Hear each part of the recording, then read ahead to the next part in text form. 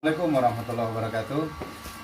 Sahabat Eko Farming Mitra PTBS dimanapun berada. Perkenalkan, nama saya Jamuddin Al-Afghani.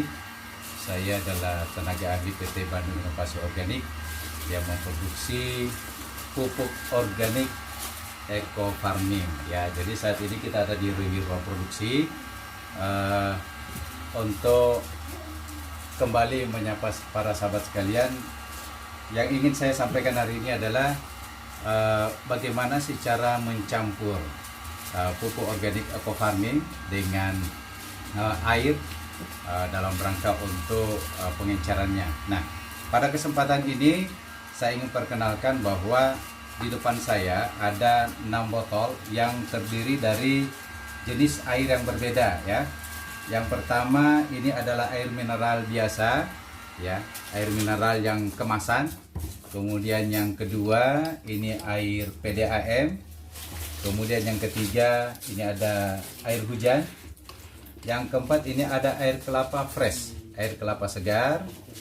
Yang kelima ini ada air kelapa yang sudah bermalam ya.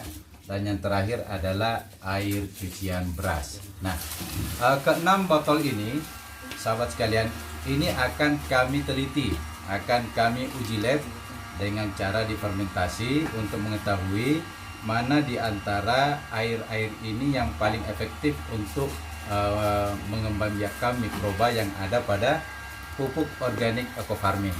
Jadi pupuk organik Eko Farming ini kelebihannya ada di mikrobanya, sehingga kita ingin tahu dengan mencampurkan air-air yang ada di hadapan saya ini, kita akan mengetahui rekomendasi terbaik air apa yang paling tepat untuk digunakan sebagai media pencampuran ya, sehingga tidak lagi simpang siur nih, ada yang mengatakan ini yang terbaik tapi semuanya tidak berdasarkan data hasil uji lab. Dan insya Allah kami dari PT Bio akan memfasilitasi itu sehingga nantinya tidak ada lagi kesimpang siuran. Bagaimana cara mencampurnya yang baik? Nah, mari kita ikuti proses selanjutnya.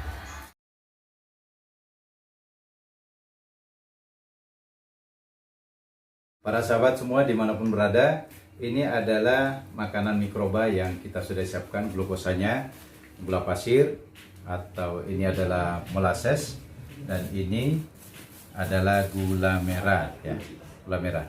Nah, bagaimana cara menggunakan makanan mikroba ini dalam proses pengenceran Eko Farming yang sudah dalam bentuk tube ini?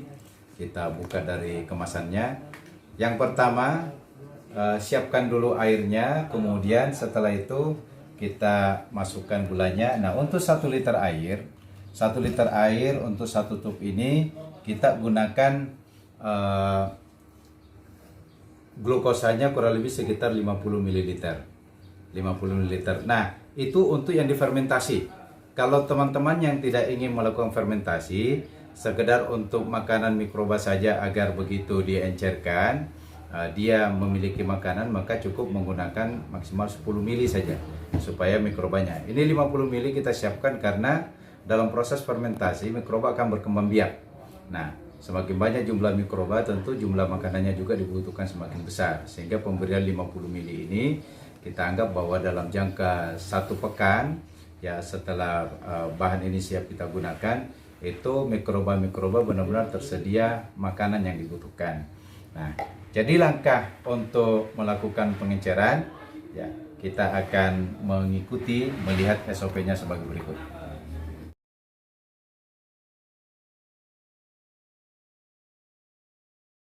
Ya, sekarang kita masuk bagaimana cara membuat biang 1 liter ya. Nah, langkah pertama sahabat sekalian, ini kita menggunakan air kelapa ya.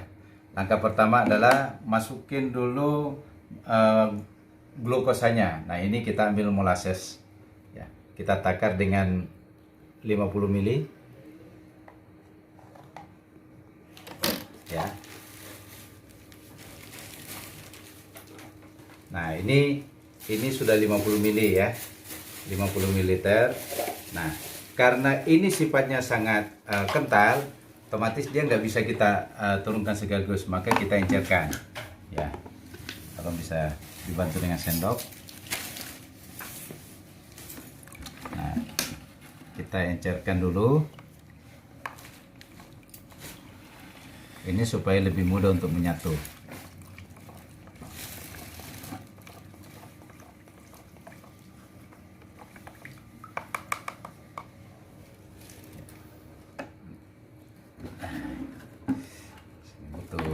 Butuh bantuan supaya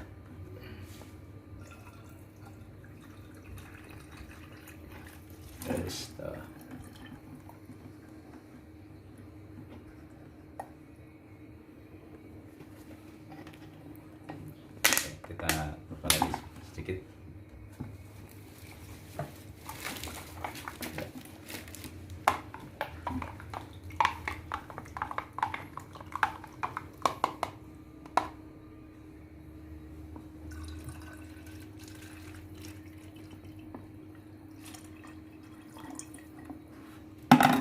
Nah, ini supaya lebih merata, ini kita kocok dulu. Jadi ingat ya, ini belum masuk, eco farmingnya belum masuk. Nah, selanjutnya ya, ini kita menggunakan ember lebih bagus. Kita,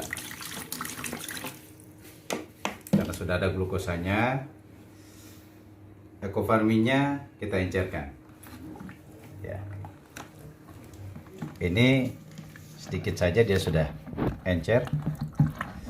Kita larutkan eco farmingnya.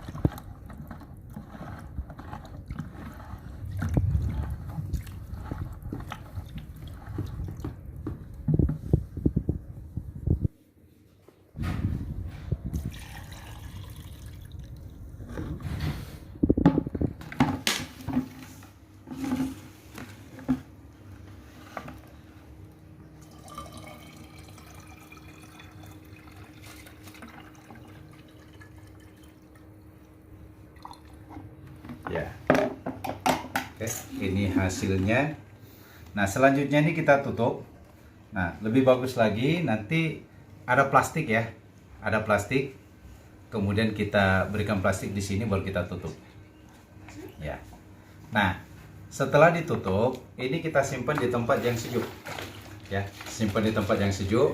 Kemudian setiap hari kalau kita fermentasi, caranya buka tutupnya ya.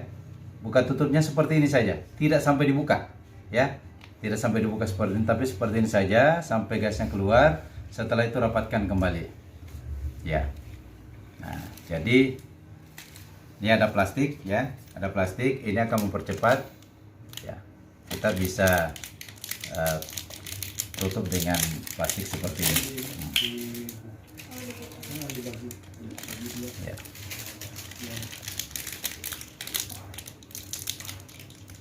Nah, ini sudah rapat. Nah, simpan di tempat yang tertutup. Nah, ini akan lebih bagus lagi ya. Ini akan lebih bagus lagi ketika kita punya plastik hitam seperti ini. Ya, kita tutup seperti ini. Kemudian ini diberikan karet. Ya. Berikan karet. Nah, disimpan seperti ini aja. Apa kelebihannya dengan ditutup plastik hitam? Mikrobanya akan lebih mudah berkembang biak. Dia akan lebih cepat. Jadi berbeda dengan kalau misalnya kita setelah membuat seperti ini lalu disimpan begitu saja ya. Itu akan berbeda hasilnya. Nah, jangan lupa tiap hari buka. Nah, ketika gasnya sudah tidak keluar lagi, biasanya butuh waktu antara 5 sampai 7 hari. Jadi waktu ini tidak bisa kita pastikan berapa sih. Nah, itu tergantung dengan cuaca.